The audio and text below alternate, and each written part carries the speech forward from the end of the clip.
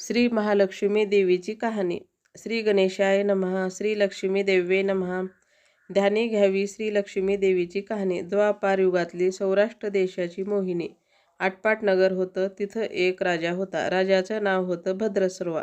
तो शूर होता, दयाळू होता, प्रजादक्ष होता. देवा ब्राह्मणांना, साधू संतांना सुखवीत होता. राजाच्या राणीचं नाव होतं सूरजचंद्रिका. ती रूपानं सुंदर होती, पण स्वभावानं गर्विष्ठ होती. मागच्या जन्मी ती होती एका वैश्याची बायको. नवऱ्याचं तिचं भांडण होई. घरी वैतागली, गेली निघून रानात.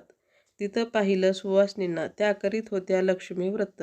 तिनं पाहिलं व त्यांच्याबरोबर तसं व्रत केलं. दुःख गेली, दारिद्र्य संपलं, परिस्थिती सुधारली. देवीची भक्ती करीत होती.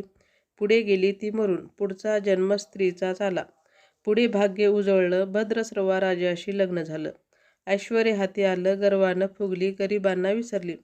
तोऱ्या ताठ्यानं बोलू लागली. दास दाशीवर खेकसू लागली. एकदा काय झालं, देवीच्या मनी आलं राणीला भेटावं, मागची आठवण द्यावी, ती ओळखते का पाहावं. राणी राजवाड्यात मजेत राहत होती. राजा तिचं कौतुक करी. त्या दोघांना 7 मुले झाली, 1 मुलगी झाली.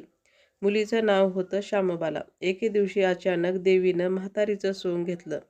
फाटकं वस्त्र ल्याली, हाती काठी घेतली, आधाराला. हळूहळू पावलं टाकीत आली राणीला भेटायला.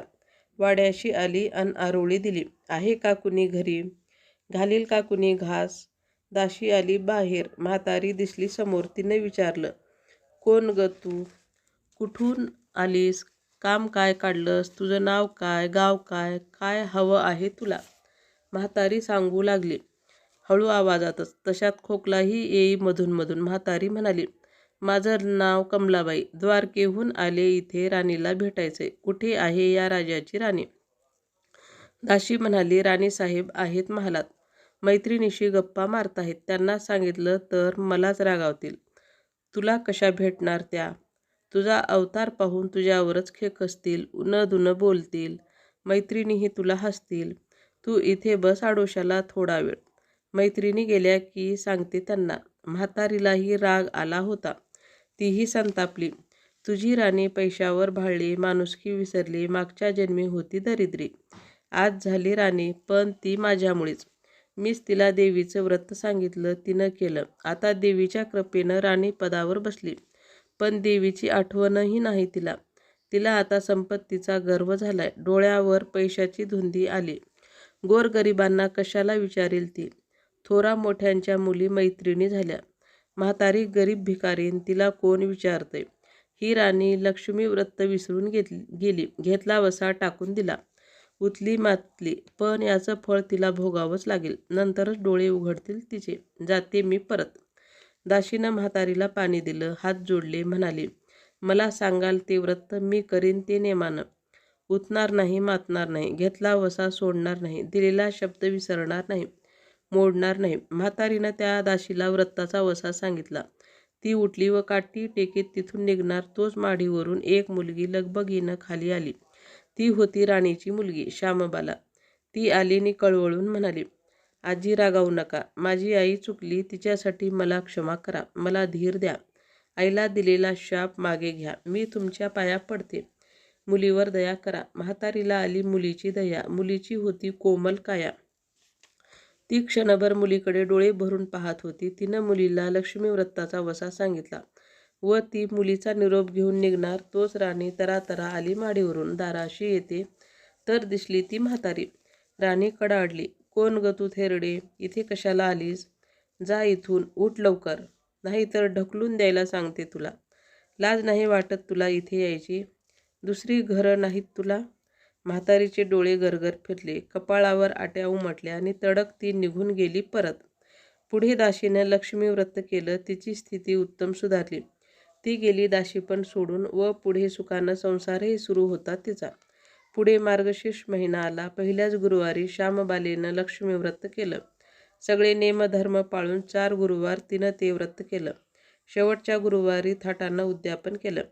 सिद्धेश्वर राजाच्या मालाधर राजपुत्राशी श्यामबालेचा विवाह झाला. तिला राजवैभव मिळालं. लक्ष्मी व्रताच्या प्रभावानं तिचा संसार सुखासमाधानानं चालू लागला. पण भद्रस्रवा व सूरजचंद्रिका राणी यांना हळूहळू वाईट दिवस दिसायला लागले. शत्रूनं भद्रस्रवाचं राज्य लुबाडलं. सूरजचंद्रिका राणी होती ती स्थिती बदलली. भद्रस्रवाला फार वाईट वाटे. राणीला रडू कोसळे. पण करणार काय? एक एक दिवस चिंतेनं उगवत होता तसाच मावळत होता. रानावनात हिंडून कष्टाचे दिवस ती काढत होती. भद्रस्रवाला वाटलं मुलीकडे जावं, तिला पाहावं. तो एकटाच तिच्या घरी निघाला. चालून चालून दमला होता. नदी तीरावर विसाव्यासाठी थांबला. राणीची दासी नदीवर येत होती. तिनं भद्रस्रवांना पाहिलं, ओळखलं. परत लगबगीनं घरी गेली. राजाला बातमी सांगितली. मालाधरानं माणसं पाठवली, रथ पाठवला. शिवशूरांना घरी आणलं, मान सन्मान केला, नवी वस्त्र दिली व गळ्यात हार घातला. श्यामबाला वडिलांची नीट व्यवस्था ठेवत होती. राजाचे दिवस मजेत जात होते. आता परत जायचा विचार त्याच्या मनात घेतला. जावयाला तसं सुचवलं. भद्रस्रवा मुलीचा व जावयाचा निरोप घेऊन निघाला.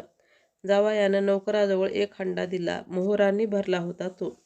नौकराच्या सोबतीनं राजा पुन्हा घराकडे परतला. चंद्रिकेला भेटला. हंडा पाहून ती खुलली. हंड्यावरचं झाकण काढलं. आत पाहते तो काय, आत दिसले कोळशे. सूरजचंद्रिकेने कपाळावर हात मारून घेतला. नवऱ्याला सांगितलं. तोही चकित झाला ते ऐकून. दुःखाचे दिवस संपत नव्हते. दारिद्र्याचे भोग सुटत नव्हते. चिंतेचे ढग सभोवार दिसत होते. काळजीचा वणवा भडकत होता. सूरजचंद्रिकेला एक एक दिवस अडचणीचा वाटत होता. तिच्याही मनानं घेतलं, एकदा मुलीला भेटावं, डोळे भरून पाहून यावं. आपल्या नशिबाचे भोग आपणच सोसायला हवेत, दुसरं करणार काय? एका गुरुवारीच ती घरून निघाली. मुलीच्या गावच्या नदीतीरी बसली. अगदी दमून गेली होती ती. त्यावेळीच एक दासी नदीवर आली होती. तिनं राणीच्या आईला ओळखलं. ती महाली गेली. राणीला बातमी दिली. तुमची आई नदीवर बसली, खूप दमलेली दिसली. तिला आणायला पाठवा कुणीतरी. श्यामबालेनं रथ बोलावला. आईला घेऊन यायला सांगितलं. आई रथात बसून घरी आली. श्यामबालेनं पाहिलं आईला. तिनं प्रेमानं मिठी मारली. मुलीच्या घरचं ऐश्वर्य पाहून तिचे डोळे तृप्त झाले होते, पण तोंडातून शब्द फुटत नव्हते. आईला स्नान करायला सांगितलं. मग पैठणी नेसायला दिली. गळ्यात सोन्या मोत्याचे अलंकार घातले. आईचं रूप उठून दिसू लागलं. दुपारची वेळ झाली. श्यामबाला लक्ष्मी व्रताचा वसा करीत होती. लक्ष्मी देवीची भक्तिभावानं पूजा करीत होती. आरती झाली. धूपदीपांचा वास दरवळत होता. श्यामबालेला उपासच होता. तो ती कडकडीत करी, अगदी निराहार राहून. आईच्या जेवणाची तयारी झाली होती. तिनं आईला जेवायला बोलावलं आणि आईला मागच्या जन्माची आठवण झाली. ती लक्ष्मी देवीच्या कृपेनेच राणी झाली होती. ती म्हणाली, श्यामा, मी पण जेवत नाही. मीही तुझ्याबरोबर उपासच करीन. श्यामा ठीक आहे म्हणाली. मार्गशीर्ष महिनाच होता तो. 4ही गुरुवारी मुलीनं केलेलं व्रत तिच्या आईनं पाहिलं होतं. भक्तिभावानं नमस्कार करीत होती, उपास करीत होती. सर्व दुःख दूर व्हावीत म्हणून प्रार्थना करीत होती. महिना संपला व घरी जायचा विचार ठरला. तिला पोचवायला श्यामबाला बरोबर गेली होती. 4 दिवस राहून श्यामबाला परत निघाले. मालाधरानं पूर्वी पाठवलेला हंडा तिनं घेतला. त्यात मीठ भरलं व तो नौकराजवळ देऊन ती पुन्हा आपल्या राजवाड्यात आली. मालाधराशी गप्पा गोष्टीत वेळ जात होता. त्यानं सहज विचारलं, माहेराहून काय आणलंस? श्यामबालेनं बरोबर आणलेल्या हंड्याकडे बोट दाखवलं. मालाधरानं झाकण काढलं. आत काय दिसलं त्याला मिठाचे खडे. अगं वेडे, हे मिठाचे खडे कशाला? इथे नाही का मिळत मीठ? हो मिळतं ना, पण हे मीठ माझ्या वडिलांच्या राज्यातलं आहे. वडिलांचं राज्य सौराष्ट्रात होतं. तिथल्या शेजारच्या समुद्राचं आहे हे मीठ. समुद्रतीरावर दूरवर माझ्या वडिलांचं राज्य पसरलं होतं. पण आज श्यामबालेच्या सांगण्यातली गोम राजानं हेरली होती. पण तो विचारचक्रात गुंतला होता. श्यामबाला सांगत होती, हे मीठ जीवनाचं अमृत आहे. मिठानंच अन्नाला रुची येते. मीठ नसेल तर सारे पदार्थ अळणी बेचव. जो माणूस जिथं मीठ खातो तो धन्याशी नेहमीच इमानी राहतो. त्याचं रक्षण करतो. कामात कसूर झाली तर प्राणार्पणही करतो. मालाधराचं विचारचक्र थांबलं नव्हतं. त्यानं ताबडतोब आपले सेवक आपल्या सासऱ्याकडे भद्रस्रवाकडे पाठवले व त्यांना ताबडतोब बोलावून घेतलं. भद्रस्रवाला या तातडीच्या बोलावण्याचा काहीच अर्थ कळत नव्हता. पण अधिक विचार न करता तो तातडीनं जावयाकडे आला. दोघांची गुप्त बैठक झाली व त्यातून एक नवा विचार निश्चित ठरला. भद्रस्रवानं आपली अनुमती दिली होती. मालाधरानं आपल्या मुख्य सेनापतींना ताबडतोब भेटून जाण्याची आज्ञा केली. सेनापती आले व त्यांनी मालाधरांना आदरपूर्वक वंदन केले. काय आज्ञा? असं नम्रपणे विचारलं. भद्रस्रवाचं राज्य जिंकून घेतलेल्या शत्रूवर ताबडतोब स्वारी करून जायचंय. प्रत्येक सैनिकाच्या हाती या हंड्यातला एक मिठाचा खडा द्यायचा. शपथ घेऊन शर्तीनं झुंजायला सांगायचं. राजाच्या आज्ञेनुसार सेनापतीनं सर्व व्यवस्था केली व दुसऱ्याच दिवशी सर्व सेना घेऊन शत्रूवर चाल केली. शत्रू मालाधराचे सारे सैनिक अधिक सावधगिरीने शत्रूच्या राजावर तुटून पडले. घणाघाती लढाई सुरू होती. पण मालाधराच्या सैनिकांचा पवित्रा शत्रूला अडवताच येत नव्हता. शत्रूचे सैनिक जमिनीवर कोसळत होते. मालाधराचे सैनिक पराकाष्ठेने पुढे सरसावत होते. युद्धाचं तांडव अखंड चालू होतं. सूर्य पश्चिमेकडे सरकत होता. थोड्याच वेळात अंधार पसरणार होता. मालाधराचे सैनिक अधिक ईर्षेनं पुढचं पाऊल पुढे खेचत होते आणि शेवटी मालाधराच्या सैन्यानं शत्रूचा पुरा फडशा पाडला होता. मालाधराच्या सैन्यानं अपूर्व विजय मिळवला होता. भद्रस्रवाचं राज्य पुन्हा मिळवलं होतं. मालाधराला व शांबालीला ही आनंदाची वार्ता सेनापतीनं ताबडतोब कळवली. मागे राहिलेल्या सैनिकांनी त्या शत्रूच्या राज्यातील मुख्य खजिना लुटला. अफाट संपत्ती त्यांना मिळाली होती. ती पोत्यात भरून मालाधराकडे आणली. त्यात सोन्याच्या मोहरा होत्या, अनेक नाणी होती, कित्येक शस्त्रांचा साठाही होता. मालाधरानं भद्रस्रवाला चंद्रिका राणीला घेऊन यायला सांगितलं.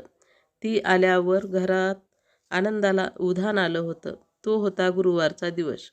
शांबालीनं लक्ष्मी व्रताची पूजा केली, आरती केली. धूपदीपांचा सुगंध दरवळत होता. तिनं व तिच्या आईनं उपवास केला होता. रात्री देवीची आरती झाली. देवीला नैवेद्य झाला व सर्वांचं मिष्टान्नाचं जेवण झालं. मार्गशीर्ष महिन्यातला हा शेवटचा गुरुवार, लक्ष्मी व्रताचा शेवटचा दिवस. या मंगल मुहूर्तावर मालाधरानं भद्रस्रवाचं राज्य त्याच्या स्वाधीन केलं व या व्रताची खरी सांगता झाली. राजा राणी परत आपल्या सौराष्ट्रात आली. सूरजचंद्रिकेनं पुन्हा लक्ष्मी व्रताचा वसा घेतला व तो अजन्म पाळला. घरची स्थिती पुन्हा पूर्वीप्रमाणे सुधारली होती. राजाची 7 मुले कुठेतरी दूरदेशी गेले होते. तेही अचानक घरी आले. त्यांना पाहून आईवडिलांना जो आनंद झाला त्याचं वर्णन शब्दात सांगणं अगदी अशक्यच. श्री लक्ष्मी देवीच्या व्रताचा हा अपूर्व अनुभव राजा राणींनी पुढे सतत घेतला. त्यांचे जीवन निश्चिंत झालं होतं. दुःखाचं वादळ पूर्ण थांबलं होतं. सुखाचे वारे सर्वांना सुखवीत होते. अशी ही साठा उत्तराची कहाणी सर्वांनी वाचावी, ऐकावी व लक्ष्मीच्या कृपेनं त्यांचं घर सदैव फुलावं अशी 5 उत्तरात सुफल संपूर्ण करून सर्वांनी देवीला वंदन करावं ही प्रार्थना. सुखकर्ता दुःखहर्ता वार्ता विघ्नाची, नुरवी पूर्वी प्रेम कृपा जयाची, सर्वांगी सुंदर उटिशेंदुराची, कंठी झळके माळ मुक्ता फळाची. जय देव जय देव जय मंगलमूर्ती, दर्शन मात्रे मन कामना पूर्ती. जय देव जय देव. रत्नखचित परा तुझ गौरी कुमरा, चंदनाची उटी कुमकुम केशोरा, हिरे जडित मुकुट शोभतो बरा, रुंझुन नुपुरे चरणी गागरी. जय देव जय देव जय मंगलमूर्ती, दर्शन मात्रे मन कामना पूर्ती. जय देव जय देव. लंबोदर पीतांबर फणीवर वंदना, सरळ सोंड वक्रतुंड त्रिनयना, दास रामाचा वाटपा आहे सदना, संकटी पावावे निर्वाणी रक्षावे, सुरवर वंदना. जय देव जय देव. जय देव जय देव जय मंगलमूर्ती, दर्शन मात्रे मन कामना पूर्ती. जय देव जय देव. जय देवी जय देवी जय महालक्ष्मी, वसशी व्यापक रूपे तू स्थूल सूक्ष्मी. जय देवी जय देवी. करवीर पूर्वाशिनी सुरवर मुनिमाता, पुरहर वरदायिनी मुरहर प्रियकांता, कमलाकारे जठरी जन्मविला दाता, सहस्रवदनी भूधरण पुरे गुणगाता. जय देवी जय देवी जय महालक्ष्मी, वसशी व्यापक रूपे तू स्थूल सूक्ष्मी. जय देवी जय देवी. मातुलिंग गदा खेटक रविकिरणी, झळके हाटक वाटी पियूर रसपानी, माणिक रसना सुरंग वसना मृगनयनी, शशीधर वदना राजेश मदनाची जननी. जय देवी जय देवी जय महालक्ष्मी, वसशी व्यापक रूपे तू स्थूल सूक्ष्मी. जय देवी जय देवी. तारा शक्ती अगम्या शुभजका गौरी, सांख्य म्हणती प्रकृती निर्गुण निर्धारी गायत्री निज बीजा निगमागम सारी प्रगटे पद्मावती निज धर्माचारी जय देवी जय महालक्ष्मी वसशी व्यापक रूपे तू स्थूल सूक्ष्मी जय देवी अमृत भरिते सरिते अगधुरिते चारी मारी दुर्घट असुरा भवदुस्तर तारी वारी माया पटल प्रणमत परिवारी हे रूप चिद्रूप तद्रूप दावी निर्धारी जय देवी जय महालक्ष्मी वसशी व्यापक रूपे तू स्थूल सूक्ष्मी जय देवी चतुरानन्ये कुष्ठित कर्माच्या ओळी लिहिल्या असतील माते माझी निजभाळी पुसुनी चरणातळी पदसुमने क्षाळी मुक्तीश्वर नागर क्षीरसागर वाळी जय देवी जय महालक्ष्मी माते वसशी व्यापक रूपे तू स्थूल सूक्ष्मी जय देवी